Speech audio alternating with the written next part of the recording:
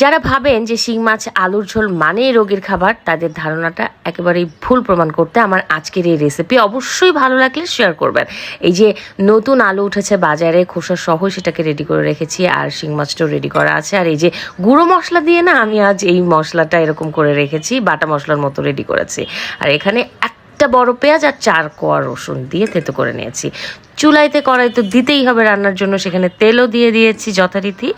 আর দেন প্রথমেই এই মানে থেতো করা পেঁয়াজ রসুন দিয়েছি। যতক্ষণ পর্যন্ত মশলার গন্ধটা না যাবে ততক্ষণ পর্যন্ত এভাবে ভেজে নেব। আর আলুটাও শুরুতেই দিয়ে দিয়েছি, লবণটাও দিতে হবে শুরুতেই। আর দেন এই যে 1 চামচ করে হলুদ, জিরা, পরিমাণ মতো মরিচের গুঁড়া আর ধনিয়া গুঁড়া গরম পানিতে বেশ কিছুক্ষণ ভিজিয়ে আমি এরকম ঘনত্বে মশলাটা রেডি করেছিলাম। আফটার দ্যাট এই তো মাছ দিয়ে দিলাম। অ্যান্ড দেন যেটা করতে হবে, ভালো করে কষাতে হবে। কষানোর উপরেই কিন্তু রান্নার টেস্ট নির্ভর করে। তেল উঠে আসলেই এ পর্যায়ে পরিমাণ মতো পানি, ঝোলের পানিটা দিয়ে দিব। বাট এই পানিটা আমি গরম পানি ইউজ করেছি, এতে টেস্ট খুব ভালো আসে।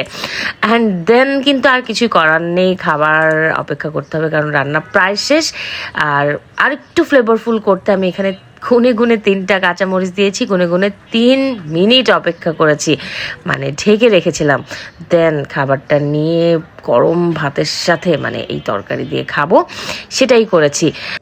তো এই মাছের ঝোল সাথে এই যে নতুন আলু খোসা সহ আর এই যে কাঁচামরিচ সব কিছু মিলিয়ে মাখিয়ে খেতে কী যে দারুণ মজা লাগে।